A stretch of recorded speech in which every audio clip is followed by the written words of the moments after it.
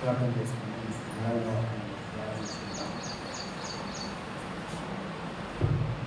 ప్రార్థనతో ఆరాధించుకుంటాం. ఇంకా కళ్ళు వచ్చి కనిపిస్తున్నట్లయితే ప్రార్థన చేసుకుంటాం.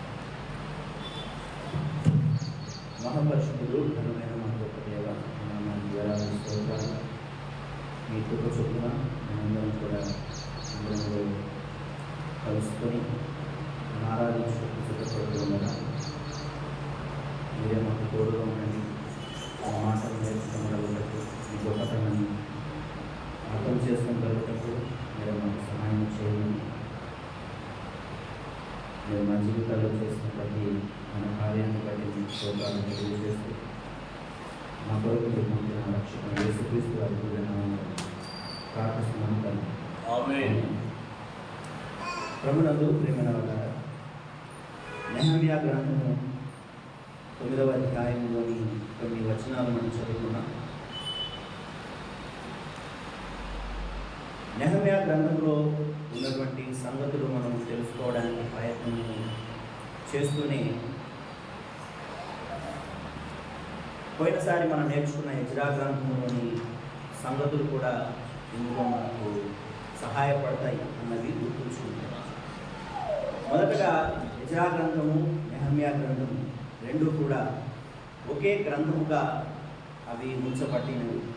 అయితే వాటిని కాలక్రమేణా రెండుగా డివైడ్ చేశాం. వీటిని ఎజ్రా 1, ఎజ్రా 2 అనేటువంటి పేరుతో, అంటే ఎజ్రా 1 అంటే ఎజ్రా గ్రంథం, ఎజ్రా 2 అనగా నెహెమ్యా గ్రంథం అని కూడా పిలిచేవారు. సరే, అయితే ఈ దినం ఆరాధన వర్తమానము యొక్క శీర్షిక నెహెమ్యా గ్రంథములోని దేవుని లక్షణ.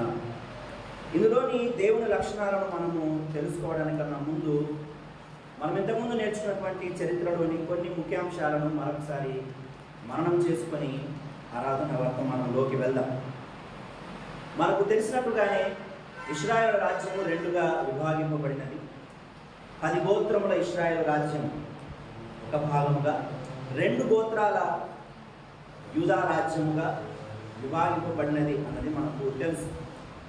అయితే మొదటగా ఇశ్రాయేలీల మీద దాడి జరిగినది. ఎందుకు? వారు దేవుని యొక్క మాట విననేరక దేవునికి వ్యతిరేకంగా పాపం చేస్తున్నటువంటి సందర్భంలో దేవుడు వారి మీదకి శిక్షణ తీసుకొని వచ్చాడు. మొదటగా 10 గోత్రముల వారైనటువంటి ఇశ్రాయేలు మీదకి శిక్షణ పంపించాడు. వారిని అశ్షూరీయులు పట్టుకొని వెళ్ళిపోయారు. వీరిని చూసి బుద్ధి తెచ్చుకోవాల్సినటువంటి యూదులు వారు కూడా బుద్ధి తెచ్చుకోలేదు. తద్వారా జరిగినది ఏంటి? యూదుల మీదకి కూడా దేవుని యొక్క ఉగ్రత వచ్చి ఈ 2 గోత్రముల వారి మీదకి బబులోను రాజు అయినటువంటి నెబుకద్నెజరు దాడి చేయడానికి వస్తాడు. 3 సార్లు దాడి చేస్తాడు. 3 సార్లు కూడా ఈ ఇశ్రాయేలు దేశంలో నుండి, అనగా ఈ యూదా దేశంలో నుండి ఈ 3 సార్లు కూడా కొంతమందిని చెరబట్టుకొని తీసుకొని వెళ్ళిపోతాడు. 3 సార్లు కంప్లీట్ అయింది. వాళ్ళు ఎక్కడున్నారంటే బబులోనులో ఉన్నారు. అయితే బబులోనులో వారు దాస్యరికంలో ఉన్నారు. ఎన్ని సంవత్సరాలు ఉండాలని దేవుడు చెప్పాడు? గుర్తుందా? ఎన్ని సంవత్సరాలు ఉన్నారు అక్కడ వాళ్ళు? బబులోనులో వాళ్ళు ఉండాల్సినటువంటి సంవత్సరాలన్నీ ఆ భూమిలో. ఆ శిక్ష వారి మీదకి 70 సంవత్సరాలు ఉండాలి. 70 సంవత్సరాలు ఉండి తీరాలి అని దేవుడు చెప్పాడు. ఆ తర్వాత దేవుడు వారిని తీసుకొని వస్తాను అని కూడా ఇర్మియా గారి ద్వారా వారికి ఒక వర్తమానాన్ని ముందుగానే పంపించాడు దేవుడు. సరే, ఈ వర్తమానం అందుకున్నటువంటి వారు కొన్ని రోజుల తర్వాత జరిగినది ఏంటి అని అంటే, 3 దఫాలుగా యూదా దేశం నుండి బబులోనికి వెళ్ళినటువంటి వీరు 70 సంవత్సరాల తర్వాత మళ్ళీ 3 దఫాలుగానే తిరిగి యూదా దేశానికి వచ్చేస్తారు, అనగా యెరూషలేముకి వచ్చేస్తారు. ఈ 3 దఫాలు కూడా ఎవరెవరి నాయకత్వంలో వస్తారనంటే, గుర్తుపెట్టుకోండి, జెరుబ్బాబేలు నాయకత్వాన మొదలు వస్తారు. రెండవది ఎజ్రా నాయకత్వాన వస్తారు.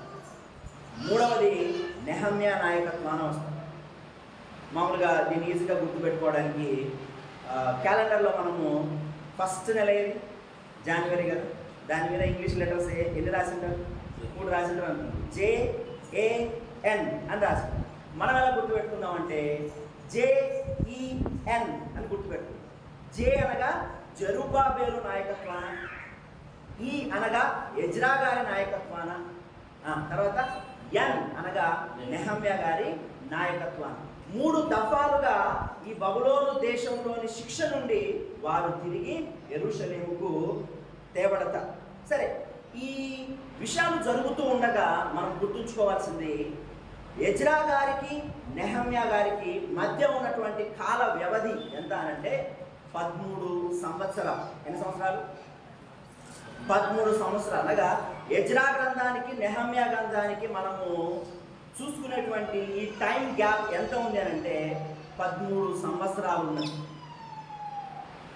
జెరుబ్బాబెలు గారు మొదటి దఫా ప్రజలను బబులోను నుండి తీసుకొని వచ్చినప్పుడు, ఎజ్రా గారు తీసుకొని వచ్చినప్పుడు, నెహమ్యా గారు తీసుకొని వచ్చినప్పుడు, ఈ 3 దఫాలుగా వారు వచ్చినప్పుడు ఏమేమి జరిగిందో కూడా జ్ఞాపకం ఉంచుకోవాలి. జెరుబ్బాబెలు నాయకత్వాన వచ్చినప్పుడు జరిగినది ఏంటంటే మందిర నిర్మాణం. ఏ నిర్మాణం? మందిర నిర్మాణం. ఎజ్రా గారి నాయకత్వాన వచ్చినప్పుడు మనుష్యుల నిర్మాణం, అనగా వారి యొక్క హృదయాలను నిర్మించడానికి దేవుని యొక్క వాక్యాన్ని ఎజ్రా గారు వారికి వివరించి చెబుతారు. చివరిగా 3వది నెహమ్యా గారి నాయకత్వాన వీరు వచ్చినప్పుడు జరిగినది ఏంటి అని అంటే యెరూషలేము యొక్క ప్రాకారముల నిర్మాణం. అనగా మన చర్చికి ఇప్పుడు కాంపౌండ్ ఉంది కదా, అలాగే యెరూషలేము కూడా మునుపు కాంపౌండ్, పెద్ద కాంపౌండ్ కట్టాడు. ఎవరు? సొలొమోను గారు పెద్ద కాంపౌండ్ కట్టించారు.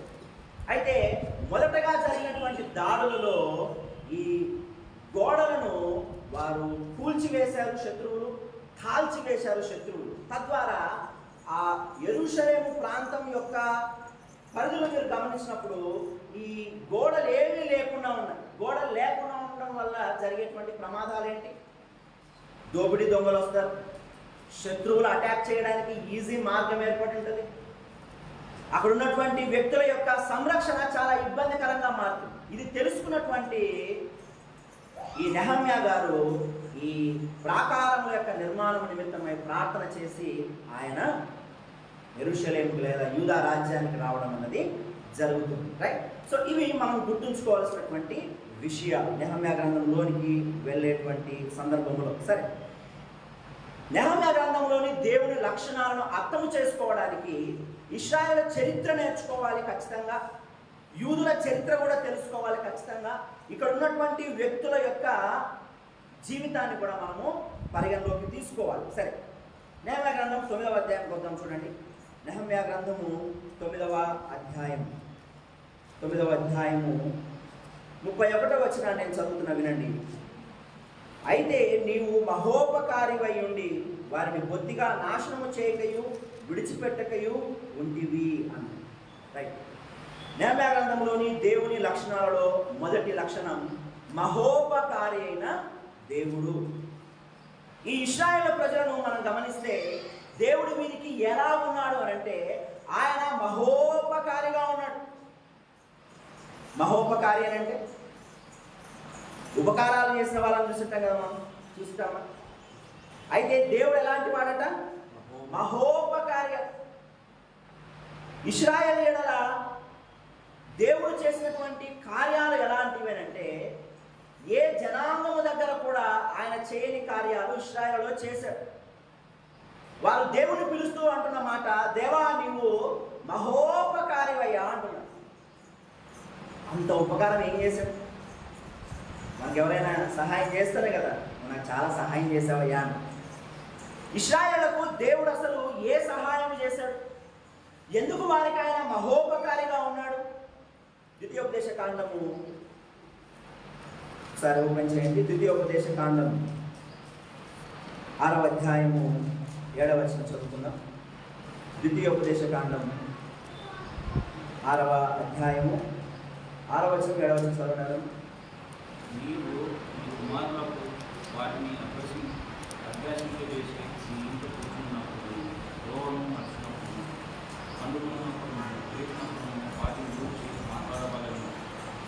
ద్వితీయోపదేశకాండ 7వ అధ్యాయము 6వ వచనం 7వ వచనం. నీవు నీ దేవుడైన యెహోవాకు ప్రతిష్ఠిత జనము. నీ దేవుడైన యెహోవా భూమి మీద నున్న సమస్త జనముల కంటే నిన్ను ఎక్కువగా ఇచ్చి నిన్ను తనకు స్వకీయ జనముగా ఏర్పరచుకొనేను. మీరు సర్వజనముల కంటే విస్తార జనమని యెహోవా మిమ్మల్ని ప్రేమించి మిమ్మల్ని ఏర్పరచుకొనలేదు. సమస్త జనముల కంటే మీరు లెక్కకు తక్కువే కాగా. ద్వితీయోపదేశకాండంలో ఇక్కడ మనం గమనిస్తున్నది, దేవుడు ఇశ్రాయేలులకు మహోపకారిగా ఉన్నాడు అనగా అర్థం ఏంటి? వారికి ఏ రకమైన ఉపకారం చేశాడంటే, మొదటిది ఏర్పరచుకున్నాడు. వారిని ఏం చేశాడు? ఏర్పరచుకున్నాడు. బాగా గమనిద్దాము. ఈ భూమి మీద అనేకమైన జనాంగాలు ఉన్నారు. అనేకమైన జనాంగాలు ఉన్నప్పటికీ దేవుడు ఎవరిని ఏర్పరచుకున్నాడట? ఇశ్రాయేలును ఏర్పరచుకున్నాడు. అక్కడ రాయబడిన మాట చాలా చక్కగా ఉంటుంది, చూడండి. సమస్త జనముల కంటే నిన్ను ఎక్కువగా ఎంచి, ఈ భూమి మీద ఉన్నటువంటి సమస్తమైన జనుల కన్నా నిన్ను ఎక్కువగా ఎంచాను, నిన్ను తనకు స్వకీయ జనముగా ఏర్పరచుకున్నాను అని. అంటే వారిని దేవునికి స్వకీయ జనముగా, నా సొంత ప్రజలుగా ఆయన ముద్ర వేసి వారిని ముందుకు నడిపించాడు. అప్పటికే ఎన్నో రాజ్యాలు ఉన్నాయి భూమి మీద, ఎంతోమంది జనాంగాలు ఉన్నాయి భూమి మీద. అయితే వారందరినీ దేవుడు కాపాడుతూనే వారందరిలో దేవుడు ఎక్కువగా శ్రద్ధ పెట్టినటువంటి ప్రాంతం ఏది అని అంటే ఇశ్రాయేలీయులు. దేవుడు వారి మీద ఎంతగానో శ్రద్ధ పెట్టి వారిని ఎన్నుకున్నాడు కాబట్టి వారి ద్వారా అనేకమైన కార్యాలు ఆయన చేస్తూ వచ్చారు. ఇప్పటికి ఈనాటికి కూడా ఇశ్రాయేలీయులు అనేటువంటి ఈ పదం, ఇశ్రాయేలీయులులో దేవుడు చేసినటువంటి గొప్ప కార్యాలు, ఇవన్నీ కూడా అనేకమైన చర్చిలు వందల సంవత్సరాల నుంచి మనం చెప్పుకుంటూనే ఉన్నాం. ఇది దేవుడు వారికి ఇచ్చినటువంటి ధన్యత కాదంటారు, వారికి దేవుడు చేసినటువంటి ఉపకారం కాదంటారు. అనేకమైన జనములున్న ఇశ్రాయేలునే దేవుడు ఎన్నుకున్నాడు,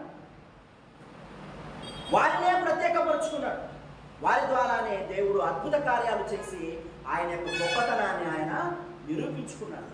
వారిని ఏర్పరచుకోవడంలో వారికి ఏమైనా ప్రత్యేకత ఉందా? ఇశ్రాయేలు ఏమన్నా పెద్ద ప్రత్యేకమైన వారిని దేవుడు ఏమైనా ఎన్నుకున్నాడు? వారిని కాదన్నాడు కదా. ఏమన్నా చూడండి, 7వ వచనం చదువుతున్నాను. మీరు సర్వజనముల కంటే విస్తార జనమని యెహోవా మిమ్మును ప్రేమించి మిమ్మును ఏర్పరచుకోలేదు. మీరేదో గొప్పలని మిమ్మల్ని ఏర్పరచుకోలే. మీరేదో చాలా మంది ఉన్నారు, లక్షల మంది ఉన్నారు అని దేవుడు వారిని ఏర్పరచుకోలేదు.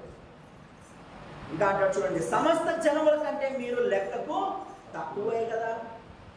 భూమి మీద ఉన్నటువంటి రాజ్యములలోని జనముల కన్నా పోల్చుకుంటే మీరు తక్కువే కదా. కానీ దేవుడు వారినే ఎన్నుకున్నాడు కదా, వారికే దేవుడు మహోపకారము చేశాడు. వారి గురించి ఈనాటికి కూడా మనం చదువుకుంటూ ఉన్నాము వారి చరిత్ర. దేవుడు వారికి మహోపకారము చేశాడు. సరే, ఇంకొక మాట కూడా చూద్దాం. అక్కడ చూడండి, ద్వితీయోపదేశకాండము 8వ అధ్యాయము 7 నుండి 10 వచనం వరకు నేను చదువుతాను, వినండి. 8వ అధ్యాయము 7 నుండి 10వ వచనం. నీ దేవుడైన యెహోవా నిన్ను మంచి దేశంలో ప్రవేశపెట్టును. అది నీటి వాగులను, లోయలలో నుండి, కొండలలో నుండి పారు ఊటలను, అగాధ జలములను గల దేశము. అది గోధుమలు, యవలు, ద్రాక్ష చెట్లు, అంజూరపు చెట్లు, దానిమ్మ పండును గల దేశము. ఒలివ నూనెయు తేనెయు గల దేశము. కరువు అనుకొనకుండా నీవు ఆహారము తిను దేశము. అందులో నీకు ఏ లోపం ఉన్నది. అది ఇనుపరాళ్ళు గల దేశము. దాని కొండలలో నీవు రాగి త్రవి తీయవచ్చు. నీవు తిని తృప్తి పొంది నీ దేవుడైన యెహోవా నీకు ఇచ్చిన మంచి దేశమును బట్టి ఆయనను స్తుతింపవలెను అని. మొదటిది, ఎన్నుకొనుటలో ఆయన వారికి ఉపకారము చేశాడు. రెండవది, మంచి దేశాన్ని వారికి అప్పచెప్పాడు. మంచి దేశాన్ని ఇచ్చాడు. వారు ఉన్నటువంటి బానిసత్వం నుండి వారిని బయటకు తీసుకొని వచ్చాడు. ఐగుప్తు బానిసత్వంలో నుండి వారిని బయటకు తీసుకొని వచ్చాడు.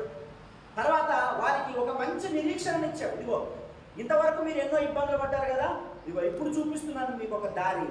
ఇందులో మీకు ఒక దేశాన్ని నేను ఇవ్వబోతూ ఉన్నాను, ఆ దేశంలో మీరు ఎలా ఉండబోతున్నారు అనేటువంటి సంగతులు అక్కడ వివరిస్తూ, మీకు ఆహారానికి కొదువ ఉండదు, త్రాగడానికి కొదువ ఉండదు, ఆనందానికి కొదువ ఉండదు అని ఒక మంచి వాగ్దానాన్ని, ఒక మంచి దేశాన్ని వారి కోసము దేవుడు చూపించాడు. దేవుడు వారికి నిజంగా మహోపకారి అయి ఉన్నాడు. కారణం ఏంటి? వారు దాసత్వంలో ఉన్నప్పుడు సరైన నీరు లేదు, వారు దాసత్వంలో ఉన్నప్పుడు ఆహారం లేదు, వారు దాసత్వంలో ఉన్నప్పుడు శ్రమ, నింద, బాధ, వేదన. 100 సంవత్సరాలుగా ఇశ్రాయేలు ప్రజలు ఎంతగానో ఇబ్బంది పడ్డారు. అయితే దేవుడు వారిని ప్రేమించి, దేవుడు వారిని కనికరించి వారిని ఏం చేస్తున్నారు? తన సొత్తైన ప్రజలుగా చేసుకొని వారికి ఒక మంచి దేశాన్ని ఇవ్వడానికి దేవుడు తీర్మానం చేసుకున్నాడు. ఇది వారికి దేవుడు చేసినటువంటి మహోపకారం. సరే, మరొక మాట చూద్దాం. చూడండి, మరొక మాట చూద్దాం. నెహమ్యా గ్రంథానికి వెళ్దాం. మరి నెహమ్యా గ్రంథం 9వ అధ్యాయం. నెహమ్యా గ్రంథం 9వ అధ్యాయం. నెహమ్యా గ్రంథం 9వ అధ్యాయం 31వ వచనం. అయితే నీవు మహోపకారివై ఉండి వారిని బొత్తిగా నాశనము చేయకయు విడిచిపెట్టకయు ఉంటివి. నీవు నిజముగా నీవు కృపా కనికరములు గల దేవుడవై ఉన్నావు అని. అయితే వీరికి దేవుడు చేసిన మరొక ఉపకారం ఏంటి అని అంటే, వారికి ఏ రకమైనటువంటి మంచి ఫలములు ఇచ్చినప్పటికీ, ఏ రకమైన మంచి కాపుదల వారికి ఇచ్చినప్పటికీ, వారు ఎలాంటి వారిగా మారిపోయారు? కానాను దేశానికి వెళ్ళిన తర్వాత ఎలాగ మారిపోయారు? తిరుగుబాటు చేసిన వ్యక్తులుగా ఉన్నారు. అక్కడ రాయబడిన మాట మరొకటి చూద్దాం. చూడండి, 25వ వచనాన్ని చూద్దాం.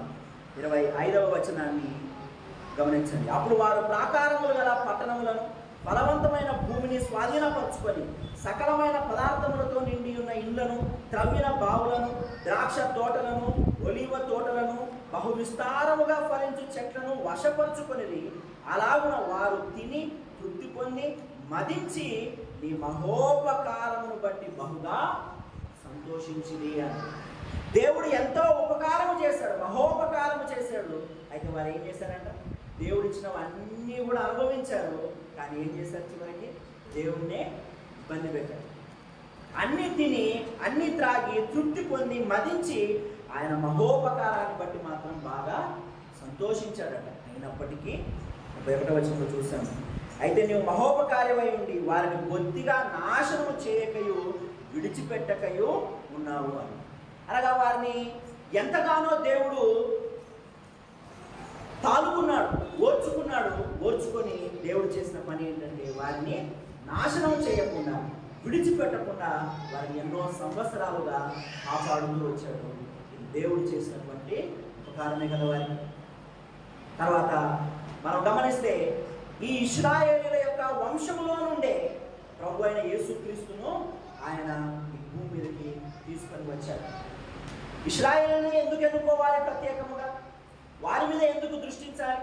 కొన్ని సంవత్సరాల పాటు నాకు ఉన్నటువంటి ప్రశ్న ఏముండిందంటే, అసలు పాత నిబంధనలో అంతా కూడా ఇశ్రాయేలు గురించే ఉంది కదా. ఏ గ్రంథం చూసినా ఇశ్రాయేలు ఇశ్రాయేలు ఇశ్రాయేలు ఇశ్రాయేలు. వారి తప్ప భూమి మీద ఎవరు లేదు, చాలా మంది ఉండేవాళ్ళు కదా. ఎందుకు వీరి మీద ఎక్కువ శ్రద్ధ? ఆయన ఒకరి మీదే శ్రద్ధ పెట్టాడంటే పక్షపాతం ఉన్నట్ట లేదు, పార్షియాలిటీ ఉన్నట్ట లేదు. ఎందుకు దేవుడు ఒకరి మీద ఇశ్రాయేలే ఎన్ని మాటలు చెప్తారో ఇశ్రాయేల్ గురించి? ఎందుకు వారి మీద అంత ప్రత్యేక శ్రద్ధ? ఎందుకు వారికి అంత మహోపకారం దేవుడు చేస్తూ ఉన్నాడు? వారిని ఎందుకు ప్రత్యేకపరుచుకున్నాడు అని అంటే, తర్వాత దొరికిన జవాబు ఏంటంటే, వారొక్కరే ఏదో స్పెషల్ పీపుల్ అని దేవుడు ప్రత్యేకపరచుకోలేదు. దేవుడికి ఒక అనాది సంకల్పం ఉంది. ఏంటి అనాది సంకల్పం? ప్రభు అయిన యేసుక్రీస్తును ఈ లోకములోకి ప్రవేశపెట్టాలి. ప్రభు అయిన యేసుక్రీస్తు ద్వారా ఈ లోకానికి రక్షణ తీసుకొని రావాలి. ప్రభు అయిన యేసుక్రీస్తు ద్వారా నశించిపోతున్న మానవాళిని తన దగ్గరకు తెచ్చుకోవాలి. ఇది దేవుడి యొక్క ప్రణాళిక.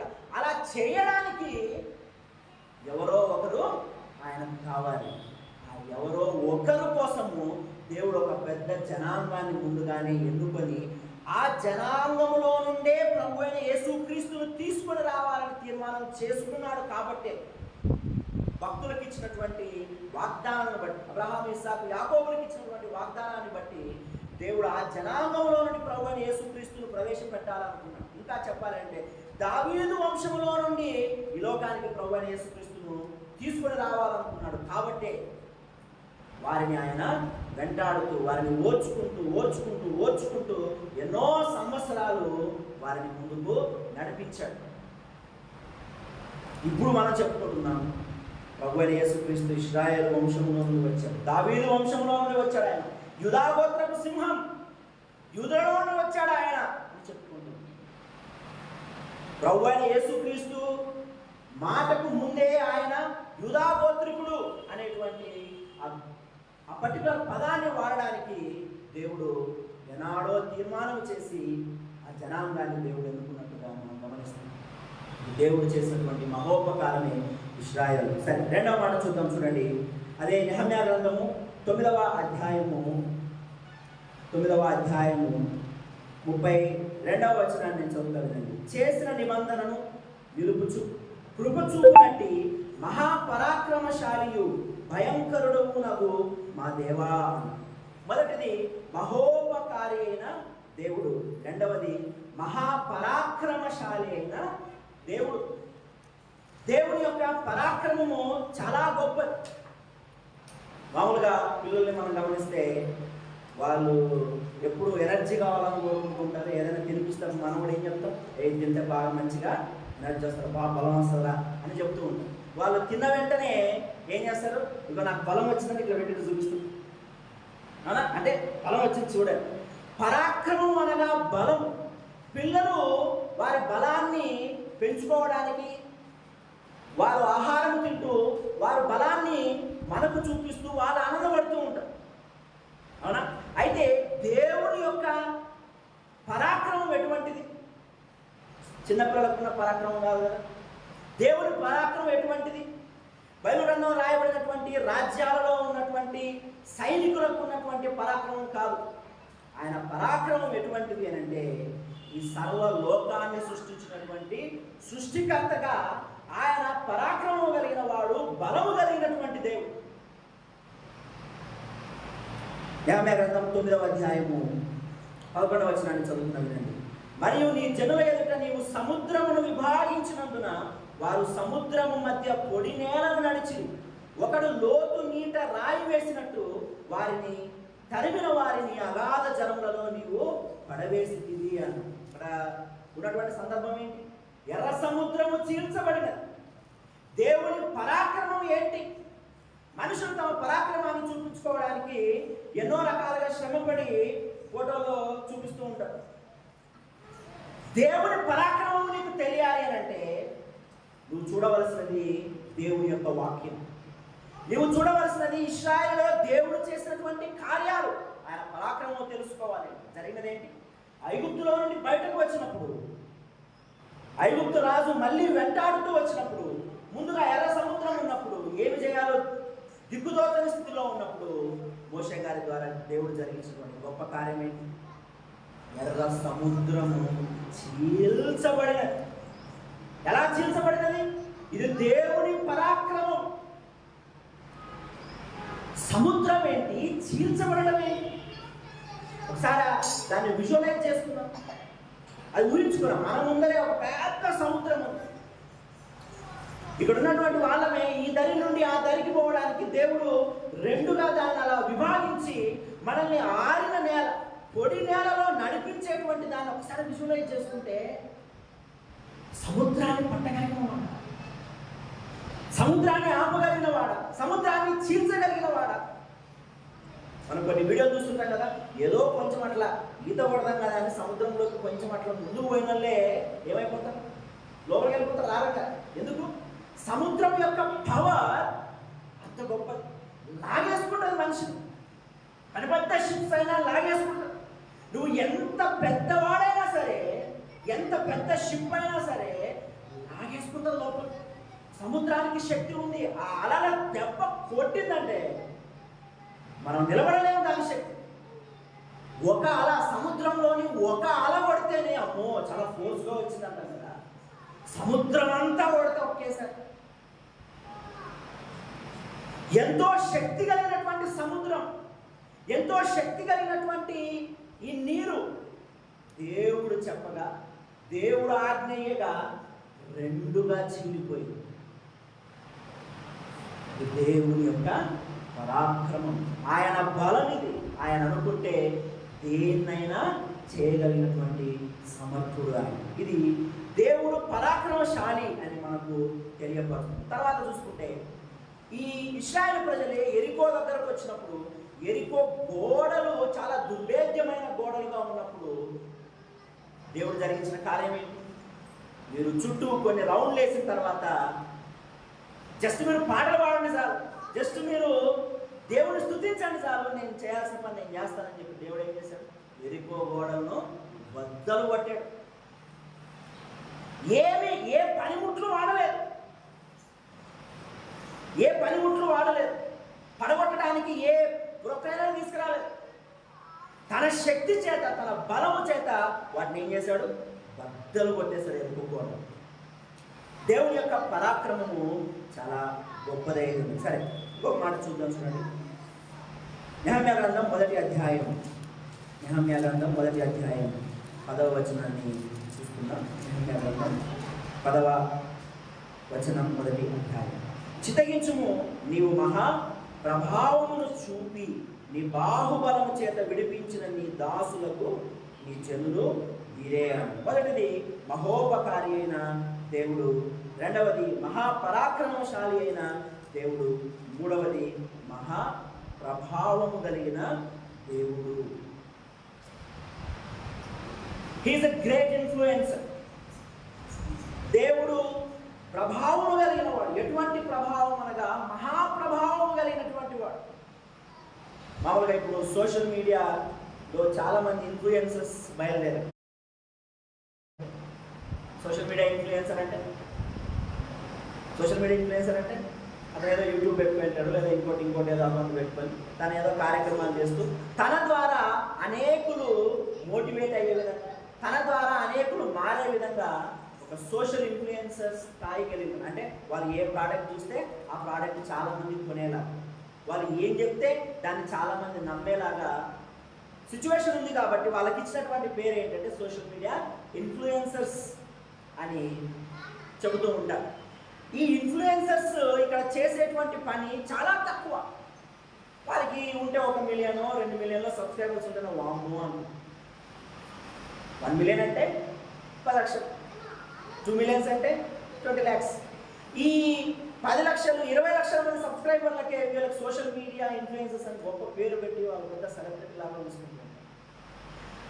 దేవుని యొక్క ప్రభావం, దేవుని యొక్క సుప్రీమసీ, గాడ్స్ ఇన్ఫ్లుయెన్స్ ఎంత పెద్దది అనంటే ఈ లోకంలో ఉన్నటువంటి ఏ నరుడుకు లేనటువంటి ప్రభావము ఆయనకున్నది.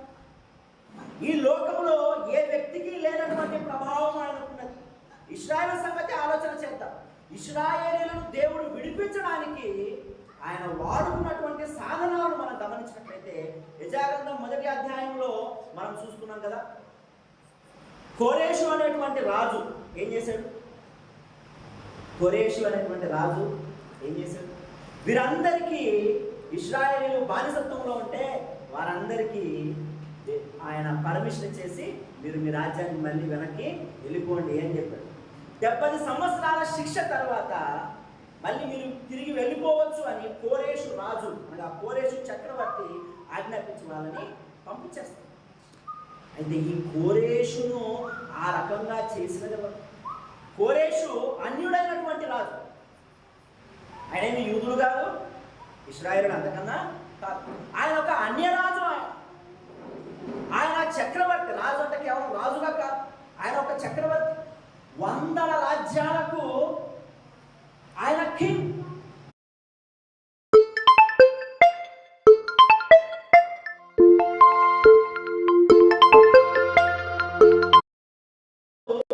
ఆయన అధికారి.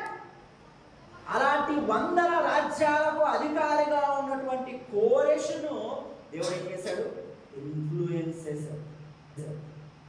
తన ప్రభావాన్ని ఆయన మీద చూపించాడు.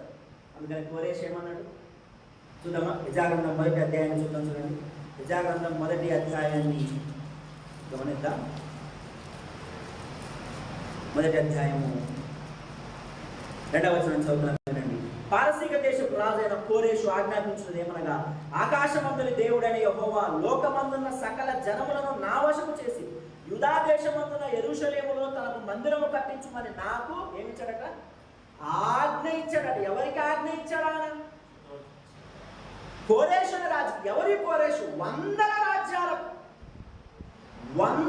రాజ్యాలకు చక్రవర్తి అయిన కోరేషును ఆజ్ఞాపించగలిగినటువంటి ప్రభావం కలిగినటువంటి వాడు మన దేవుడు. 1 మిలియన్ సబ్స్క్రైబర్, 2 మిలియన్ సబ్స్క్రైబర్స్కి ఇక్కడ అసలు మనుషులు భూమి మీద నిలబడతలేదు. పెద్ద ఇన్ఫ్లుయెన్సెస్ అన్నట్టుగా వారు తమంతాం అనుకుంటూ ఉంటే ఇంకా దేవుడు ఏమనుకోవాలి? మహాప్రభావం కలిగిన వాడు, వందల రాజ్యాలకు అధికారి అయిన వాడికి ఆజ్ఞ ఇచ్చాడు. ఏమన్నాడు? ఇగో నువ్వేం చేయాలి? నా పిల్లలను పంపించాలి. 70 సంవత్సరాలు అయిపోయింది, నా పిల్లలను పంపించాలి. వారికి అనేక రకాలైనటువంటి ఇబ్బందులు ఎదురైతే ఆ ఇబ్బందులు కలగకుండా వారికి ధనం ఇచ్చి, వారికి బంగారం ఇచ్చి, వారికి ఏం కావాలంటే అవి ఇచ్చి పంపించమని చెప్తే అన్యరాజైనటువంటి కోరేషు కూడా ఏమయ్యాడు? ఇన్ఫ్లుయెన్స్ అయ్యాడు దేవుని వల్ల. ఆయన ప్రభావం ఆ రాజు మీదకు వచ్చింది. ఆయన మాత్రమే కాదు, నెహెమ్యా గ్రంథంలోని 2వ అధ్యాయంలోని 1వ వచనంలో ఉన్నటువంటి రాజును కూడా చూపిస్తాను. చూడండి ఒకసారి. ఆ తర్వాత అర్థహశస్త రాజు ఏలుబడి కాలమున అన్నాడు. ఇక్కడ అర్థహశస్త అనేటువంటి రాజు ఉన్నాడు. ఈయన కూడా దేవుని ప్రభావము ద్వారా ఇన్ఫ్లుయెన్స్ అయినటువంటి వ్యక్తి. ఈయన కూడా చక్రవర్తి. అర్థహశస్త రాజు కోరే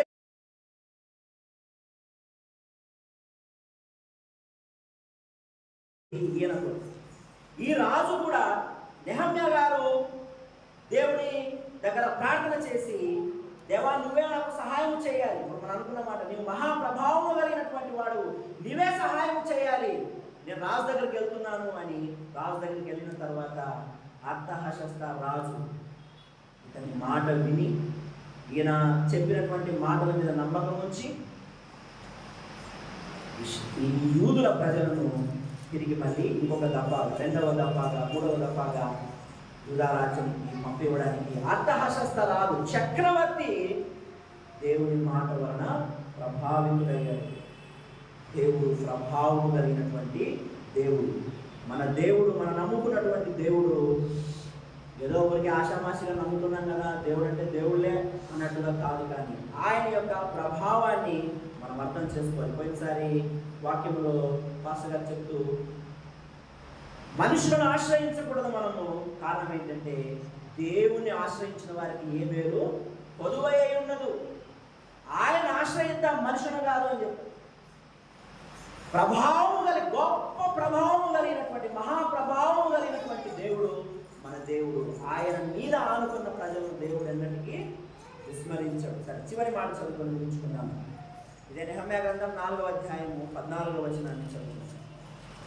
నెహమ్యా గ్రంథం 4వ అధ్యాయము 14వ వచనం చదువు. అంతటా నేను లేచి చూసి ప్రధానులతోనూ అధికారులతోనూ జనులతోనూ వారికి మీరు భయపడుతుంది మహాగణను భయంకరులను యెహోవాను జ్ఞాపకం చేసుకుని. చాలండి. మహాఘనుడును భయంకరుడు నాకు యెహోవాను జ్ఞాపకం చేసుకుని అన్నాడు.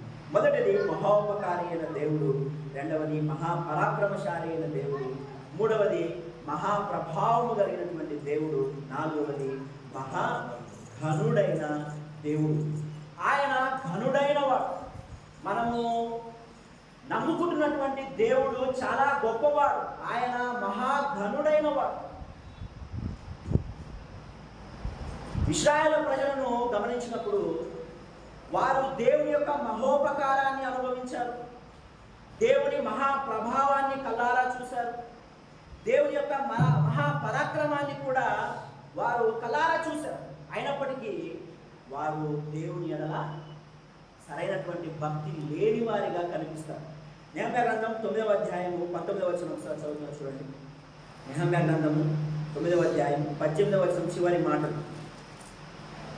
18వ వచనం చదువుతున్నాను. వారు ఒక కోత దూడను చేసుకుని ఐగుప్తులో నుండి మమ్మల్ని రప్పించిన దేవుడు ఇదే అని చెప్పి నీకు బహు విసుగు పుట్టించినను. 26వ వచనము చివరి మాటను చదువుతుంది. నీ ప్రవక్తలను చంపి నీకు బహుగా విసుగు పుట్టించింది. 30వ వచనం మొదటి మాట చదువుతుంది. నీవు అనేక సంవత్సరములు వారిని ఓర్చి. 31వ వచనం చదువుతుంది. అయితే నీవు మహోపకారి అయి ఉండి వారిని కొద్దిగా నాశనము చేయకయు విడిచిపెట్టకయు ఉంటివి అని. ఇశ్రాయేలు ప్రజలు దేవుని మాట విననొలక తిరుగుబాటు చేస్తూ దేవునికి విసుగు పుట్టించారు. ఎవరైనా మనం చూసినప్పుడు బాగా ఎక్కువ ఓపిక ఉందనుకో, మనం ఏమంటాం, నేను చాలా గొప్పవాడు, ఇంత ఓపిక నా వల్ల కాదు. దేవుని ఓపిక కూడా ఎలాంటిదనంటే 100 సంవత్సరాలు ఇశ్రాయేలును మౌనముగా భరించారు. వారు ఎన్నిసార్లు తిరుగుబాటు చేసినా తన వంతుగా తాను ప్రవక్తను పంపిస్తూ వారిని హెచ్చరిస్తూ వారిని గద్దిస్తూ వారిని దేవుడు నిలబెట్టడానికి ఆయన ఎంతగానో ప్రయాసపడ్డారు. ఎన్నో సంవత్సరములు ఓర్చుకొని 30వ వచనం అదే చూసాం కదా, అనేక సంవత్సరములు వారిని ఓర్చుకున్నారు. ఆయన మహాఘనుడు ఎలాగయ్యాడు అంటే ఆయన యొక్క దీర్ఘశాంతము వల్ల. ఆయన ఎన్నో సంవత్సరాలు వారు చేసిన పాపాలు, వారు జరిగించిన నీచ కార్యాలను భరించి భరించి భరించి వారిని అలాగే ముందు కొనసాగించారు. బాగా గమనిద్దాం, ఆయన మహాపరాక్రమశాలి కదా, మహాప్రభావం గలవాడు కదా. విసుగు తెప్పిస్తే ఏం చేయొచ్చు? ఒక్క దెబ్బకు మొత్తం నాశనం చేసి పడవచ్చు. మన పిల్లలు మనకు విసుగు తెప్పిస్తుంది కదా, గట్టి కొడదాం అనిపిస్తుంది. పిల్లలు కదా అని ఏం చేస్తాం? పిల్లలు కదా అని గుర్తు తెచ్చుకొని ఆపేస్తాం. గట్టి కొట్టకపోతే మళ్ళీ ఏమనుకోండి, వద్దు పిల్లలు తట్టుకోలేదు, దెబ్బలు తట్టుకోలేదని మనము ఎలాగా ఓర్చుకుంటామో అలాగే ఇశ్రాయేలు ప్రజలు చేసిన ప్రతి పాపాన్ని దేవుడు ఓర్చుకున్నాడు. ఎంతగా ఓర్చుకున్నాడు అనంటే ప్రభు అయిన యేసు క్రీస్తును ఆయన పంపివ్వబోతున్నాడు అనేటువంటి ఆ మాటను కూడా ఆయన జ్ఞాపకం చేసుకుంటూ వారిని ఓర్చుకున్నాడు దేవుడు. అందుకే ఆయన మహాగణుడయ్యాడు. 100 సంవత్సరాలు ఓర్చుకున్నాడు. నాడు గమనిద్దాం, వీరిని మాత్రమే కాదు కానీ దేవుడు మన పాపములన్నిటిని కూడా దేవుడు ఓర్చుకున్నాడు. అనేక సంవత్సరాల నుండి మనం చేస్తున్న పాపాలు, తెలిసి చేస్తున్నవి, తెలియక చేస్తున్నవి, అనుకొని చేస్తున్నవి, అనుకోకుండా చేస్తున్న ప్రతి పాపాన్ని, దేవుడికి పాపం అంటే ఇష్టం లేదు. పాపం అంటే ఆయనకు అస్సలు పడదు. అది కూడా తనకి ఇష్టమైన పిల్లలు చేస్తుంటే ఇన్నా పడకుండా ఉంటుంది. అయినప్పటికీ ఓర్చుకుంటున్నాడు. ఆయన ఓర్పును బట్టి ఆయన నిజంగా స్తుతులు చెల్లించాడు.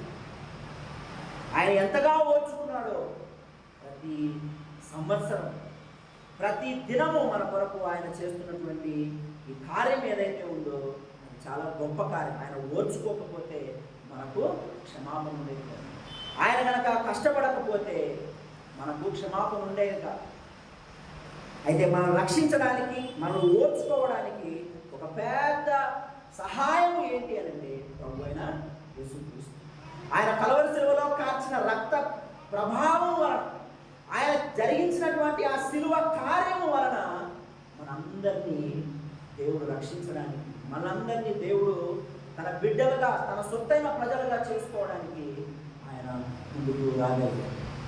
కేవలం ఇశ్రాయేలు ప్రజలు మాత్రమే మనం గమనిస్తూ వారికి మాత్రమే మహోపకారిగా, వారికి మాత్రమే మహాప్రభావాన్ని, వారికి మాత్రమే ఆయన మహాపరాక్రమాన్ని చూపించాడు, మహాగణుడుగా వారికి మాత్రమే ఉన్నాడని కాదు, నీకు నాకు కూడా ఆయన ఈ విధంగానే ఉన్నాడు. ఆయన మహోపకారిగా ఉన్నాడు. ఎన్ని ఉపకారాలు చేశాడు మన జీవితాల్లో. తిరిగి ఆలోచన చేసుకుంటే అనేక సంవత్సరాలు ఎన్నో ఉపకారాలు చేశాడు. ఎన్ని సందర్భాల్లో ఆయన ప్రభావాన్ని చూపించి మన జీవితాన్ని మార్చాడు. ఆయన పరాక్రమాన్ని చూపించి సాధ్యము కాని విషయాలను ఆయన సాధ్యము చేసి చూపించాడు. అన్నిటికన్నా అత్యున్నతమైనటువంటి రక్షణను నీకు నాకు ఆయన ఉచితముగా అనుగ్రహించాడు. మన పాపాలను ప్రభు అయిన యేసుక్రీస్తు శిలువలో ఓర్చుకున్నాడు.